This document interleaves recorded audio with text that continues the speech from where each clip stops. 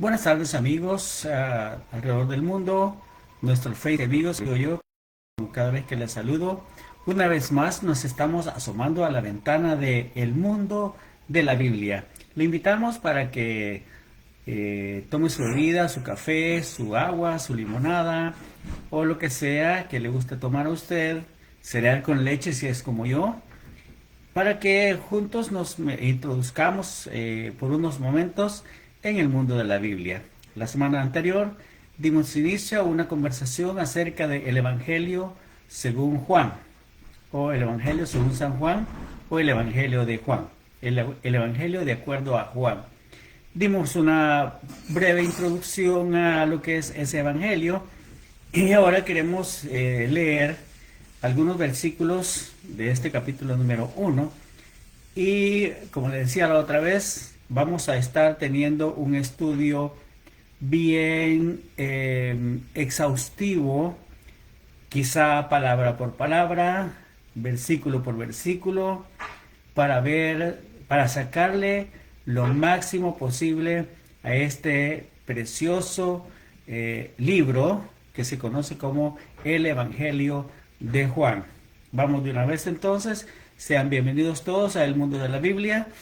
Gracias por conectarse con nosotros alrededor del mundo, donde quiera que usted esté sintonizándonos. Le agradecemos por su amable compañía en medio de nosotros.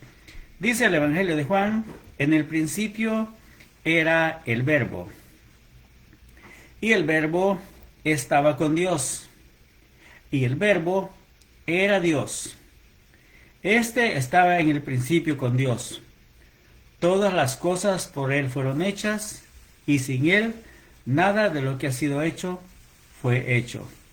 En Él estaba la vida, y la vida era la luz de los hombres. La luz en las tinieblas resplandece, y las tinieblas no prevalecieron en contra de ella. Bueno, solo con esos 5 versículos ya tenemos bastante para conversar en esta ocasión. Recuerde que estamos tratando de que esta conversación sea breve, porque queremos que usted se interese, que usted se identifique, que usted pueda verse motivado a estudiar por su cuenta la palabra de Dios. Cuando la Biblia acá, el Evangelio de Juan dice en el principio, nos estamos remitiendo inmediatamente, nuestra mente se va allá al primer versículo de la Biblia, del Génesis, cuando dice que en el principio creó Dios los cielos y la tierra. Entonces acá inicia también de la misma manera. Es el mismo texto, de hecho, es el mismo texto tomado de la Septuaginta. Recuerde que la Septuaginta es la traducción de la Biblia hebrea al griego. Entonces acá el escritor sagrado está tomando ese versículo que está en la Septuaginta, que es en el principio creó Dios los cielos y la tierra, para decir él también ahora, en el principio era el Verbo. Ahora, si nosotros nos ponemos a pensar cuál es el principio, naturalmente aquí tenemos que entender que no se está refiriendo al día 1 de la creación, como se dice algunas veces, que en el principio fue el día 1. No, acá el principio se refiere a algo muchísimo más lejano en la eternidad. Hay que recordar que el apóstol Pablo, escribiendo a los Colosenses, dice que Dios creó todas las cosas en Cristo y que Él es el principio de la creación. Entonces quiere decir que podemos entender que en Jesucristo fue creado todo lo que existe. Igualmente, como dice la carta a los Hebreos, que todas las cosas fueron creadas por medio de Él y para Él, y que Él es el que sustenta todas las cosas con la palabra de su poder.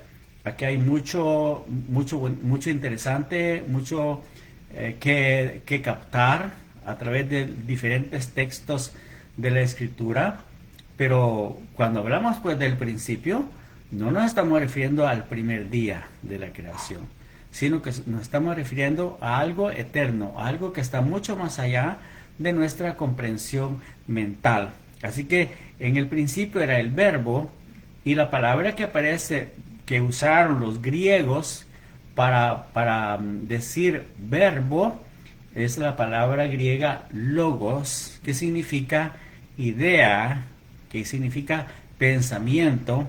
Y para algunos griegos de la antigüedad clásica, como eran Anaximandro, Anaxímenes, el mismo Aristóteles, para ellos la búsqueda del punto intermedio entre lo humano y lo divino, llegaron a la conclusión de que era el logos.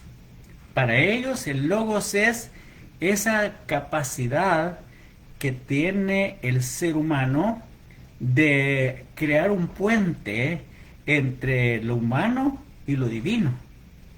Entonces el logos es la esencia divina transmitida a la mente humana. La esencia divina, la chispa divina transmitida a la mente, a la conciencia humana. A eso ellos le llamaron el logos. Más adelante, pues, el escritor de este evangelio, que asumimos hasta ahorita, a medida que vayamos introduciéndonos en las páginas de este libro, vamos a descubrir algunos detalles acerca de los o el escritor, porque hay mucho que decir acerca de eso.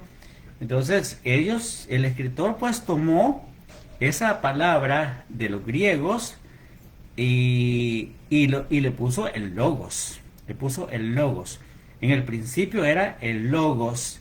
Y el logos estaba con Dios. O sea, la conciencia.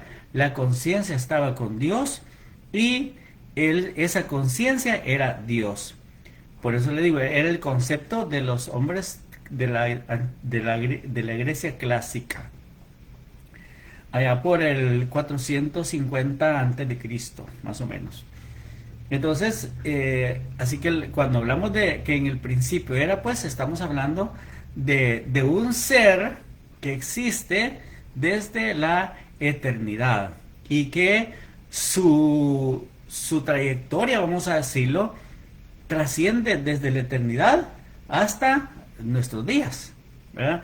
O hasta el día en que Él fue manifestado como en forma humana. Lo vamos a ver más adelante. Pero en este momento estamos en que este logos es desde el principio. Desde el principio. ¿Y cuál es el principio? Todavía no lo sabemos. Todavía no sabemos cuál es el principio. Pero dice que ese logos, pues, estaba en el principio con Dios. Y ahora viene un detalle. Todas las cosas por Él fueron hechas. Todo este verbo, este logos, fue el creador de todas las cosas. Allá en Hebreos dice Dios, habiendo hablado a los padres de diferentes maneras, en otro tiempo, a través de los profetas, en estos postreros días, nos habla por medio del Hijo, a quien constituyó heredero de todo, y por quien asimismo hizo el universo, el cual, siendo el resplandor de su gloria y la imagen misma de su sustancia, sustenta todas las cosas con la palabra de su poder. Oh, eso es maravilloso, porque ese Hijo de Dios, que es Jesús, es el creador de todas las cosas y el que sustenta todas las cosas.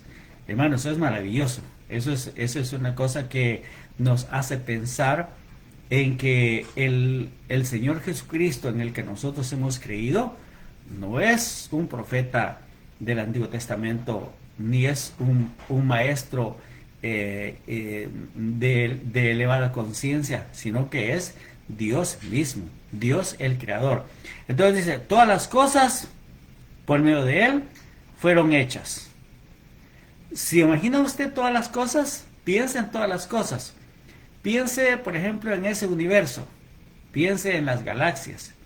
Piense en todas esos universos, islas, como se les llama también a las galaxias. Todas esas galaxias fueron creadas por el Señor Jesucristo. Él es el creador. Ahora fíjese que los científicos han descubierto que, por ejemplo, el 73% del universo es materia física, pero hay aproximadamente un 23% que es una especie de gelatina, es una especie de masa incolora, ellos le llaman masa gris, que es sobre la cual flota todo lo que existe. Y que esa masa gris, que no saben qué es lo que sostiene, es una energía que sostiene el universo y es una energía que hace que el universo siga en expansión. Pero esa misma energía produce un orden universal de tal manera que los planetas no chocan entre sí, los mundos no colisionan entre sí, sino que los mundos se están moviendo a unas velocidades inconcebibles para nuestras mentes. Esos mundos se están moviendo y hay una fuerza gris, una fuerza que los científicos le llaman la fuerza de la gravitación universal. Otros le llaman también la radiación cosmológica. Otros le llaman también la luz universal. Otros le llaman también la sonata universal. Pero yo sencillamente le llamo Señor Jesucristo.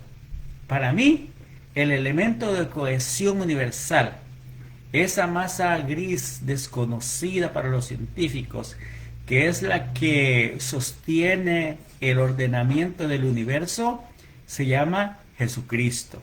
Así lo dice el escritor de los Hebreos, que Él es el que sostiene todo lo creado con la palabra de su poder.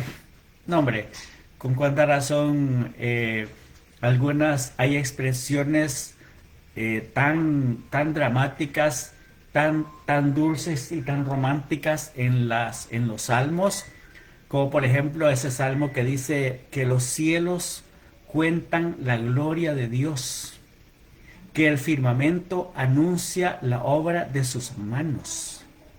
Igualmente el Salmo 8 también dice: al contemplar los cielos sobre de tus manos, las estrellas que formaste, digo, ¿qué es el hombre para que de él te acuerdes y el hijo del hombre para que le visites? Eso es una cosa maravillosa. Y el mismo Job, cuando expresa también maravillado acerca de la grandeza del universo, dice que la tierra es una esfera que cuelga sobre la nada, que cuelga sobre el vacío.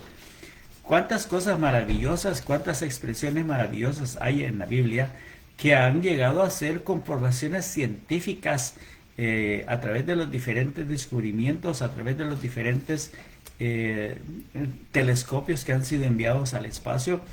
Uno de los telescopios maravillosos que fue enviado allá por los años 94, 96 fue el telescopio Hubble. El Hubble mandó imágenes del universo que antes no se habían concebido, pero en el 17, 18, se mandó digamos, el último vehículo para transmitir, para explorar el origen del universo, que es el Webb. El Webb, que fue lanzado desde la Guyana Francesa, allá en Sudamérica. No, hermano, eso fue una cosa maravillosa. El Webb dejó fascinados a todos los científicos, y el Webb es el que nos dice que ese punto brillante que se encuentra allá en el infinito es la explosión primigenia, es cuando se dio el origen de todo. Lo que aquel sacerdote belga Dimitri le llamó el Big Bang. Bueno, él no le llamó así, fue un burlador de él el que le llamó el Big Bang.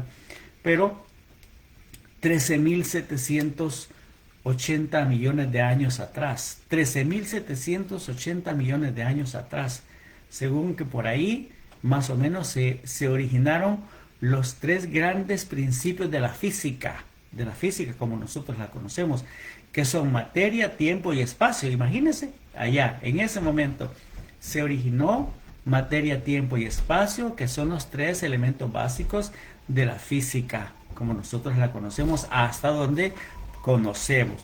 Entonces, ¿qué es lo maravilloso de este Evangelio de Juan? Que dice que todas las cosas por Él fueron hechas. Él hizo todas las cosas.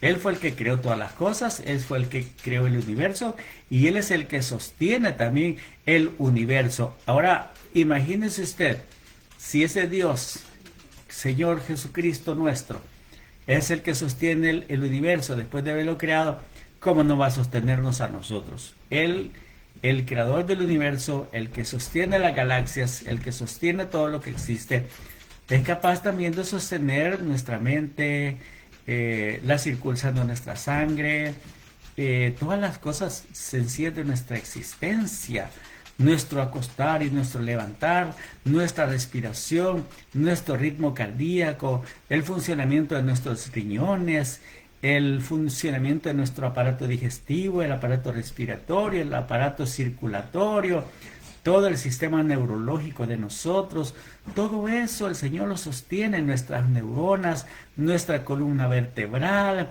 nuestros huesos están contados. Hermano, todo eso, amigo, todo eso lo hizo el Señor y Él lo sostiene con la palabra de su poder. Amén.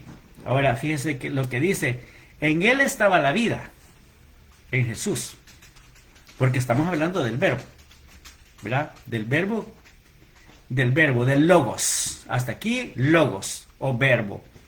En Él estaba la vida y la vida era la luz de los hombres. ¿Se imagina usted? Aquí viene un detalle que me movió el piso, que me lo compartió mi cuñado Sergio Leonel, me lo compartió y créame que me movió el piso, donde dice, en Él estaba la vida y la vida era la luz de los hombres. Y dice, la luz en las tinieblas resplandece. Ahora, mire este detalle. Cuando Dios dijo allá, en Génesis, igual que aquí, ¿verdad? Fíjese que allá había tinieblas sobre la tierra y dijo Dios sea la luz. Cuando Dios dijo sea la luz, no fue un acto de creación solamente, sino que fue un acto de legislación. Se estableció un principio legislativo en el universo. Él estaba creando las leyes de la física, esa que se le conoce como la dispersión de la luz. ¿Cómo se descubrió, por ejemplo, que la velocidad de la luz es 300.000 kilómetros por segundo? 300.000 kilómetros por segundo es la velocidad de la luz en el vacío. Pero, ¿qué significa eso para nosotros? Significa que si la velocidad de la luz fuera 280.000 kilómetros por segundo, entonces la vida en la Tierra ya no sería posible. ¿Se da cuenta? Hay principios elementales que fueron legislados desde el principio, desde la creación del universo, fueron legislados por el Señor, que hacen propicia la vida.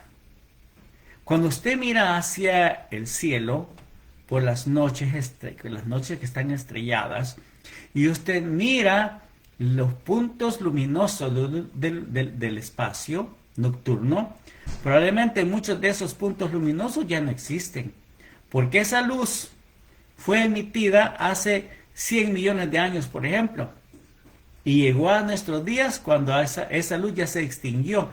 El objeto de esa luz ya se extinguió. Pero la luz de la cual está hablando el Génesis 1 y la luz de la cual habla aquí, que dice que la vida era la luz de los hombres y que la luz resplandece en las tinieblas, que nos devuelve allá al Génesis, ese fue un acto jurídico, fue un decreto legislativo de Dios que hizo que se expandiera su omnipresencia. O sea que la luz es la manifestación de la presencia de Dios en el universo. Así, porque no es hablando de la luz que produce el movimiento de rotación de la Tierra, que produce el día y la noche. No, está hablando de la luz de la omnipresencia de Dios en el universo. Y aquí es donde viene el punto que a mí me mueve el piso y creo que a usted se lo va a mover también. Y espero que lo motive a usted a investigar, a estudiar, no a quedarse solamente con lo que yo estoy diciendo, sino que oiga esto. Dice que la luz en las tinieblas resplandece y las tinieblas no prevalecieron contra ella. Si usted va de regreso al Génesis, usted va a ver allá que dice que en el vacío cósmico, en el Bujú y Tohu, como aparece en los textos originales, en el caos cósmico, que aparece entre Génesis 1.1 y 1.2, porque así dice la Biblia, en el principio creó Dios los cielos y la tierra, punto. Y la tierra estaba desordenada y vacía. Y dice, había tinieblas sobre la faz del abismo. Pero dice que el Espíritu de Dios se movía sobre las aguas. El Espíritu de Dios se movía sobre las aguas. Pero luego dice más, mire, dice, y dijo Dios, sea la luz. Y la luz fue hecha. Eso es, ahora, cuando le digo que tengo acá el detalle que me fue compartido por mi cuñado Sergio, y dice, cuando Dios dijo, sea la luz, y cuando se dio ese momento en el cual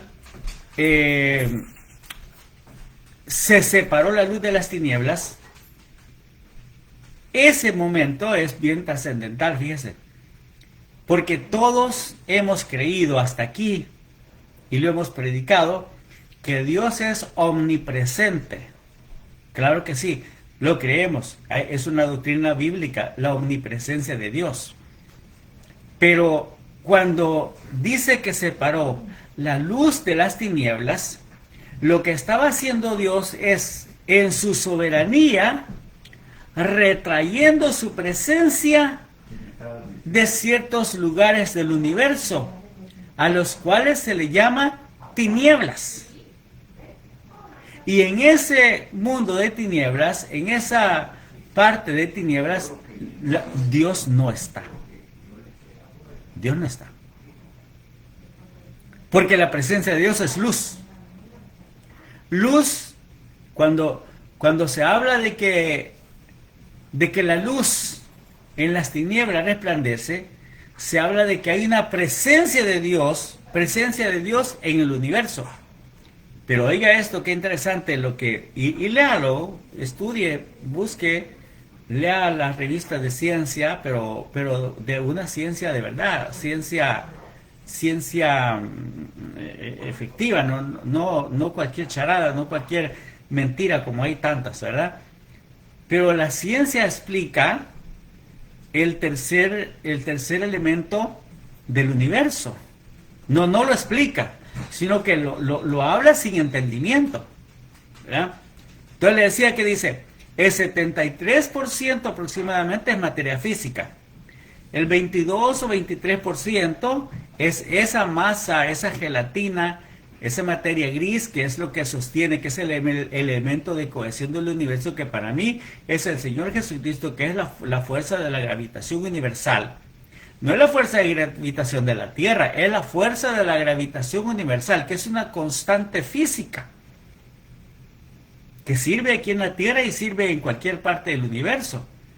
Pero aparte de eso existe otro aspecto del universo, que son lo que se les conoce como los hoyos negros, los abismos negros, donde existe esa cosa que le llaman antimateria, de la cual los científicos no han podido hasta ahora razonar qué es. Entonces, ese es el mundo de tinieblas en el cual Dios no está. Ese es el mundo de tinieblas en el cual Dios en su soberanía ha retraído su presencia y Él no está ahí. Ahora, usted explíqueme, si puede, porque yo no me lo explico, si la muerte segunda es la ausencia de la presencia de Dios, si el infierno es un lugar donde Dios no está, y la condenación precisamente es esa, la condenación del lago de fuego, la condenación del infierno, la condenación de la muerte segunda, es un lugar donde lo peor de la existencia ahí es que no hay presencia de Dios, fíjese. Entonces Dios en su soberanía ha querido retraer su presencia de esos espacios y el habitar soberanamente donde está la luz, porque Él es la luz y Él ha limitado su presencia a la luz. Como le dije, no es la luz que produce el sol sobre la tierra, no, es otra clase de luz, la luz de su presencia soberana en el universo. Y las tinieblas son ese punto donde Él soberanamente ha decidido retrotraerse, o sea, salirse de ese lugar. Dios se retrae su presencia de ese lugar al cual se le llama las tinieblas, donde existe Satanás y donde existen todas las entidades espirituales que fueron condenadas, que fueron castigadas, que fueron lanzadas, que no fueron destruidos el día de la rebelión, sino que fueron encerrados en lugares oscuros, en lugares donde no hay presencia de Dios. Amigo, eso está tremendo. Eso está tremendo porque en este Evangelio de Juan, como le dije, si lo vamos escudriñando así, poco a poco, fíjese que hasta ahora solo lo que hemos leído. En el principio era el verbo, y el verbo estaba con Dios, y el verbo era Dios. Este era en el principio con Dios, todas las cosas por Él fueron hechas, y sin Él nada de lo que ha sido hecho fue hecho. En Él estaba la vida, y la vida era la luz de los hombres. La luz en las tinieblas resplandece, y las tinieblas no prevalecieron en contra de la luz. Esa luz de Dios, como lo vamos a ver más adelante, esa luz de Dios es su presencia que le da vida al universo, que le da vida al hombre. Y donde esa presencia no está, no hay vida. No hay vida donde esa presencia no está.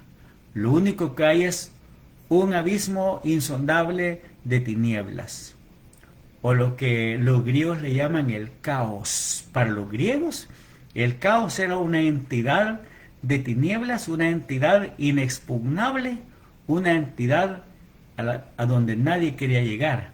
Y por eso los griegos contrapusieron al caos el cosmos, o sea, el reordenamiento en medio del caos. Cuando el cosmos, según la mentalidad griega, cuando el cosmos viene, entonces el caos retrocede. Para la mentalidad occidental, para la mentalidad judeocristiana, cuando Dios aparece con su luz, las tinieblas retroceden. Ese es el punto. Ese es el punto. Porque la luz en las tinieblas resplandece, y las tinieblas no tuvieron ninguna potestad en contra de la luz. He estado conversando con mi cuñado Sergio, como le digo, hemos seguido en pláticas al respecto y Dios nos está bendiciendo, y yo me siento privilegiado de poder compartir con usted esta palabra que viene del corazón de Dios para nosotros y para usted. Que Dios le bendiga grandemente esta tarde, este momento, donde quiera que usted nos esté sintonizando. Que Dios le bendiga grandemente y gracias por estar con nosotros en sintonía. Este es el mundo de la Biblia. Este es Eduardo Quijano para usted desde la la costa este de los Estados Unidos. Desde aquí estamos transmitiendo para usted alrededor del mundo. Gracias, que Dios le bendiga. Y como le digo siempre, la idea de estas conversaciones es que seamos llevados a tener un compromiso de obediencia y santidad, un compromiso de obediencia y santidad con el Señor Jesucristo, nuestro Salvador, nuestro Redentor, a quien sea la gloria para siempre. Amén. Feliz tarde para todos. Adiós.